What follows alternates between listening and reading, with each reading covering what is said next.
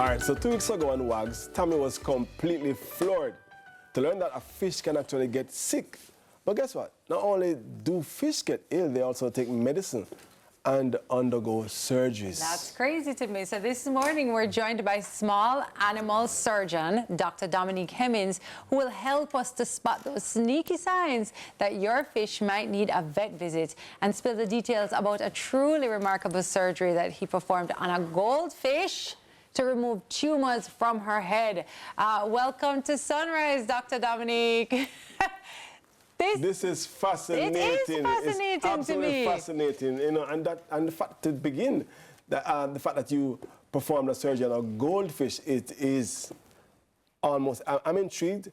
I want to know exactly what are the health issues that fish face that would require a surgery.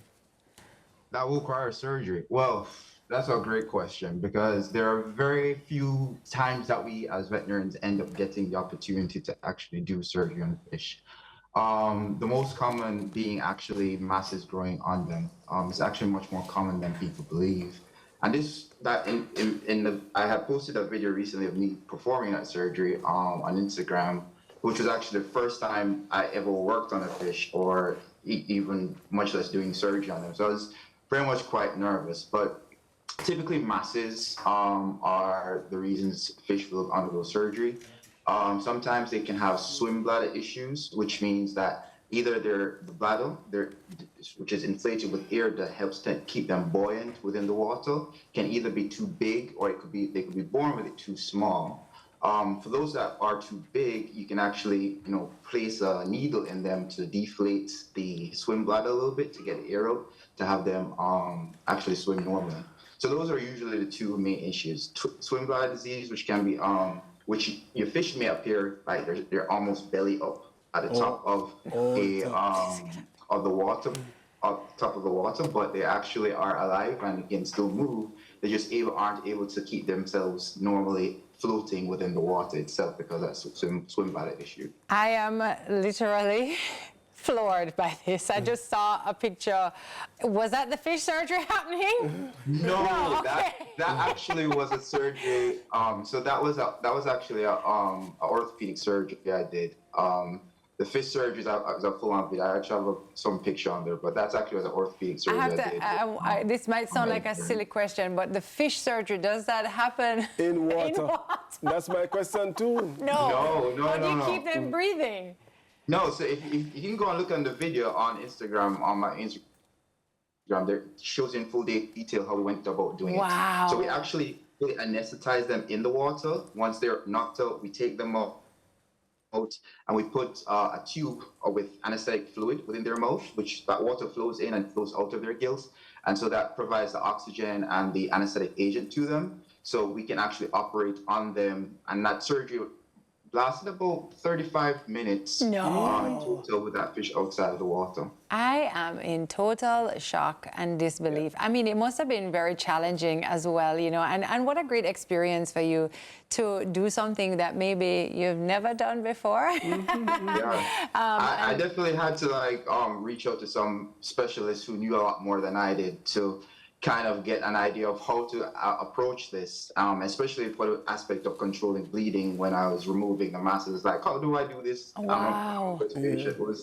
So I had to overcome those things. So it was a fair amount of planning that went into it. Wow. But your specialty, I gather, is on small animals. Correct. How difficult? I mean, I think it's much more difficult and intricate to perform surgeries on smaller animals than larger animals. Why did you choose smaller animals, and what's the difference? I mean, what are the challenges you face with smaller animals? I'm curious. Why I chose small animals over large animals? Well, the main issue was because, it was a sway towards small animals rather than towards large animals, just because when in vet school, I got some large animal calls up to the farm, and those were some really tiring days in the hot sun, breaking back. I give my props to large animal veterinarians. I am afraid of being kicked by a horse or a cow because those things can send you to the hospital. A bite sure can send you to the hospital, but you can be at work by the same week. And I'm still in this air-conditioned facility. Yes. So no, comfort definitely was a deciding factor there. Oh, thanks for your honesty there. I really appreciate that because, to tell you the truth, I don't want to get kicked in my face by a horse either. No, that was very honest of you. I love that. I have to get back to this fish and the surgery. We just saw a picture of it a while ago. I'm curious to know about the aftercare. By the way, did the fish recover fully? Like the fish is fine. What was the name of the fish again? Bio? Well, I mispronounced it slightly, but it's Bea. Bea, So her name is excuse me. Bea. Yeah. But yeah, we made sure that she was fully recovered in our recovery tank. So it was just plain water in that before she went home, so that she could, was fully swimming, had her ability to, what we say, right themselves normally in upward in the water before she went home. And it was actually a vet student, one of my students here at Tuskegee University, that who owned the fish. So she had some basic knowledge about abnormalities and things to look out for. And we sent her home with instructions, and I followed up with her the next week as well as 2 weeks later. There's actually another video on Instagram as well that shows her recovery and how she's doing. And she's swimming with a lot more energy now, eating, doing really, really well. I love that. That is awesome to learn and to see. There's recovery. There's follow-ups. Yeah.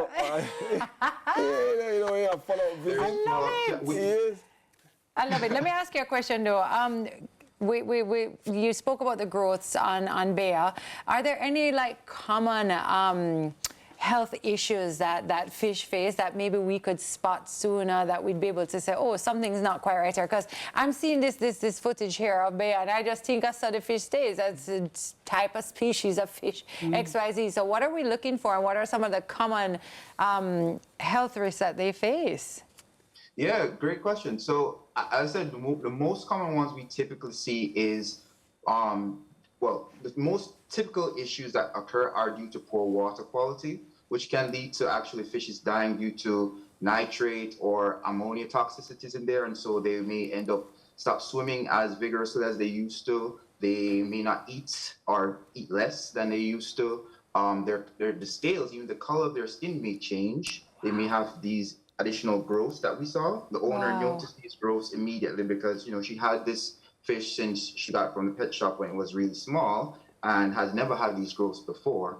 And in fact, I had to check with the exotic animals veterinarian because there are some species of goldfish that can have looks like a brain around their head, which is normal for them. So I had to make sure that wasn't like some weird kind of variation going on here. They were like, no, those are definitely tumors. You have to go ahead and take them off. So I was like, okay, let's do this. And then you can see me, they're actually using what we call one of our CO2 lasers, which is how I end up cauterizing the bleeding during that surgery. Wow. So, phenomenal.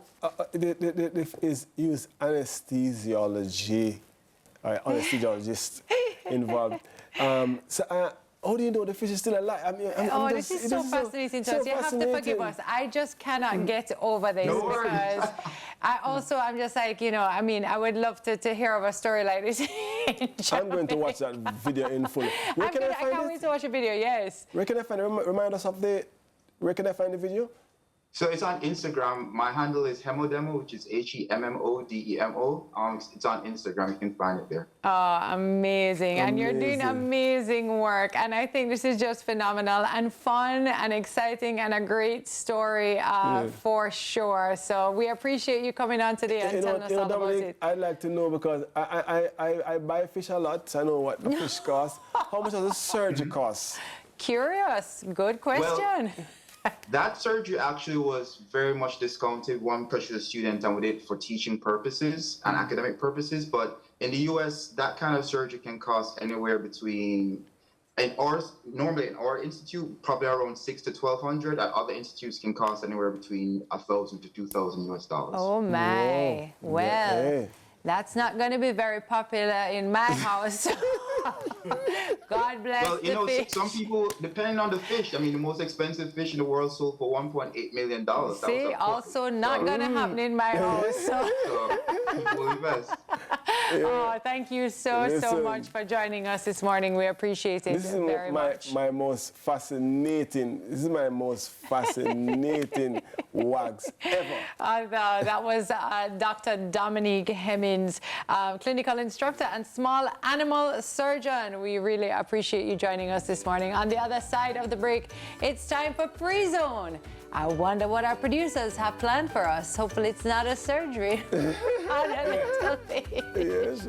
Hey, I was in charge of God sent the fish.